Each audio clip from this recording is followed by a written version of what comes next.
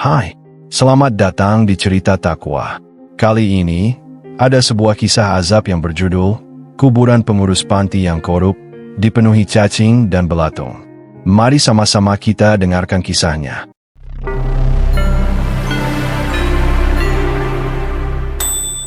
Cerita Takwa. Di sebuah kota kecil, berdiri sebuah panti asuhan sederhana yang menjadi tempat berlindung bagi anak-anak yatim piatu. Panti itu dikelola oleh seorang wanita bernama Bu Rahma, yang awalnya dikenal sebagai sosok dermawan dan penuh kasih sayang.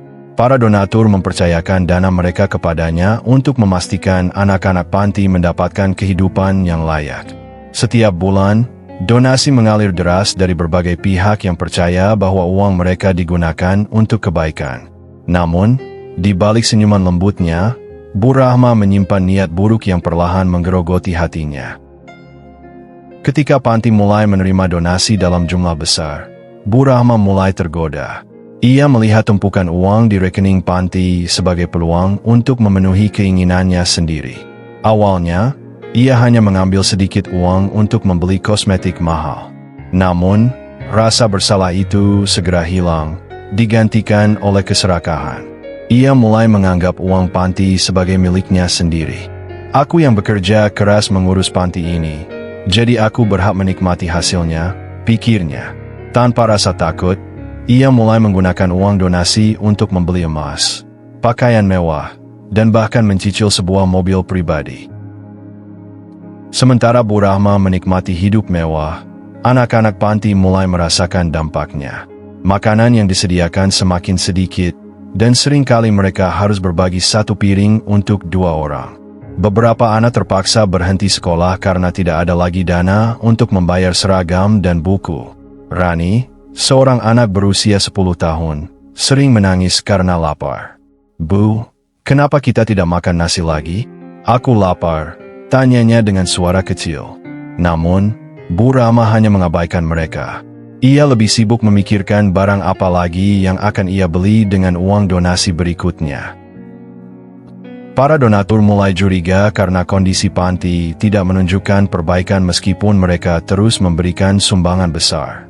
Ketika ditanya, Bu Rahma selalu memberikan alasan yang meyakinkan. "Dana yang masuk langsung kami gunakan untuk kebutuhan anak-anak. Sayangnya, kebutuhan mereka sangat banyak, sehingga hasilnya tidak terlalu terlihat," ujarnya dengan senyum manis.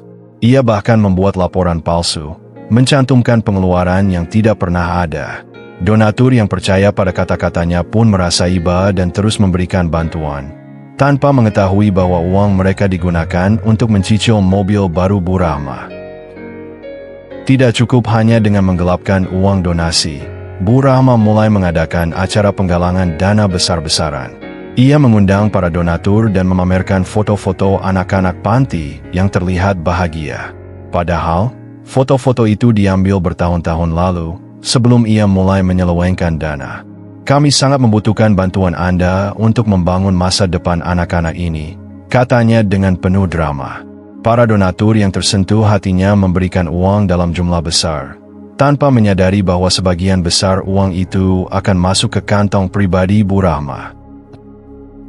Di panti, anak-anak semakin menderita. Mereka seringkali tidur dalam keadaan lapar karena makanan yang disediakan tidak cukup. Beberapa anak jatuh sakit karena kurang gizi, tetapi tidak ada uang untuk membawa mereka ke dokter. Salah satu anak, Farid, yang berusia 8 tahun, terpaksa berhenti sekolah karena tidak ada seragam baru untuknya. "Bu, aku ingin sekolah seperti teman-temanku," katanya dengan mata berkaca-kaca. Namun, Bu Rahma hanya menjawab dengan dingin, "Kamu harus bersabar. Kita tidak punya uang." Beberapa pengasuh panti yang melihat kezaliman Bu Rahma mencoba menegurnya. "Bu, ini tidak benar. Anak-anak semakin menderita, sementara ibu hidup mewah. Ini uang amanah," kata salah satu pengasuh. Namun, Bu Rahma hanya tertawa sinis. "Kamu pikir mudah mengelola panti ini? Kalau tidak suka, silakan pergi," jawabnya dengan nada tinggi. Para pengasuh yang tidak berdaya akhirnya memilih diam, meskipun hati mereka hancur melihat penderitaan anak-anak. Bu Rahma semakin tenggelam dalam gaya hidup mewahnya. Ia sering mengunjungi salon kecantikan, membeli perhiasan mahal, dan menghadiri acara sosial dengan mobil barunya. Orang-orang di sekitarnya mulai memuji penampilannya yang semakin glamor. Namun, di balik semua itu, hatinya semakin keras. Ia tidak lagi peduli pada tangisan anak-anak panti yang kelaparan. Bahkan, ia merasa bahwa hidupnya akan selalu berjalan mulus. Ia lupa bahwa Allah Maha Melihat dan Maha Adil. Di tengah penderitaan mereka, anak-anak panti tidak berhenti berdoa. Setiap malam, mereka memohon kepada Allah agar diberikan keadilan. Ya Allah, tolonglah kami. Kami hanya anak-anak kecil yang tidak berdaya. Doa mereka dengan linangan air mata. Doa anak yatim adalah doa yang mustajab. Namun, Bu Rahma tidak menyadari bahwa kezaliman yang ia lakukan telah mengundang murka Allah. Ia terus hidup dalam kemewahan, tanpa memikirkan akibat dari perbuatannya. Beberapa kali, ada kejadian yang seharusnya menjadi teguran bagi Bu Rahma. Mobil barunya pernah mogok di tengah jalan, dan ia kehilangan perhiasan mahalnya di sebuah acara.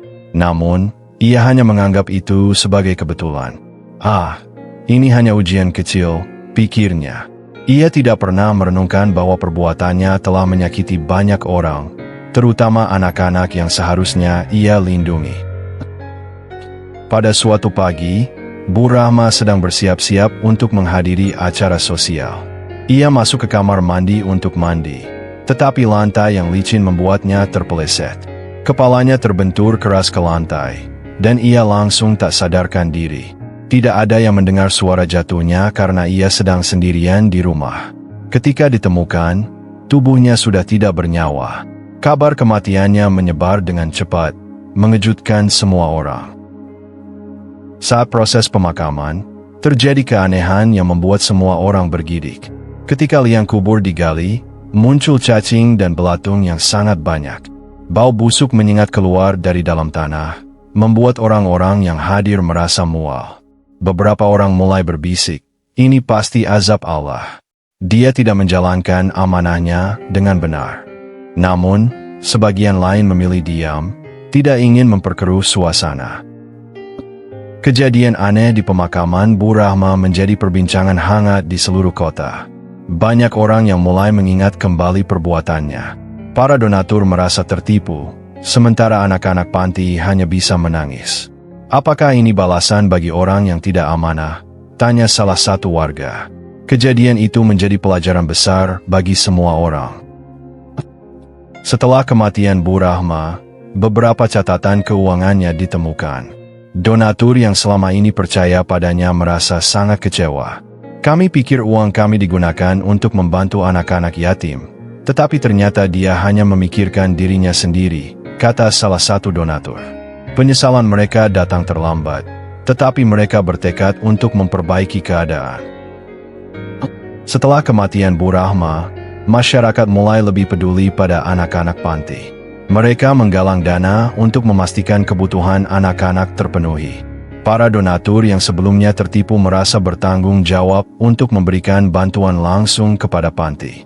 Anak-anak yang dulu terlantar akhirnya mendapatkan perhatian yang layak. Kisah Bu Rahma menjadi pelajaran bagi semua orang. Harta yang diperoleh dengan cara yang tidak halal tidak akan membawa kebahagiaan, melainkan kehancuran. Banyak orang yang mulai merenungkan pentingnya amanah dan kejujuran. Mereka sadar bahwa mengkhianati kepercayaan adalah dosa besar yang akan membawa azab di dunia dan akhirat. Doa anak-anak yatim yang selama ini terzalimi akhirnya dikabulkan. Allah menunjukkan keadilannya dengan cara yang tidak terduga. Kejadian ini menjadi pengingat bagi semua orang bahwa doa orang-orang yang teraniaya tidak pernah tertolak. Allah itu Maha Adil, kata salah satu pengasuh panti, sambil menangis haru. Panti asuhan itu kini dikelola oleh pengurus baru yang lebih amanah. Mereka memastikan bahwa setiap donasi digunakan untuk kepentingan anak-anak. Masyarakat juga lebih berhati-hati dalam memilih tempat untuk memberikan sumbangan. Mereka belajar dari pengalaman pahit yang terjadi di panti tersebut. Masyarakat mulai lebih peduli pada anak-anak yatim dan orang-orang yang membutuhkan. Mereka tidak lagi hanya memberikan uang, tetapi juga memastikan bahwa bantuan mereka benar-benar sampai kepada yang membutuhkan. Kisah Bu Rahma menjadi pengingat bahwa kepercayaan adalah amanah yang harus dijaga dengan baik. Kisah Bu Rahma berakhir dengan tragis, tetapi membawa hikmah besar bagi banyak orang. Anak-anak panti yang dulu menderita akhirnya mendapatkan kehidupan yang lebih baik. Para donatur yang tertipu belajar untuk lebih berhati-hati. Dan masyarakat sadar bahwa kejujuran adalah kunci kebahagiaan, baik di dunia maupun di akhirat. Semoga kita semua dapat mengambil pelajaran dari kisah ini.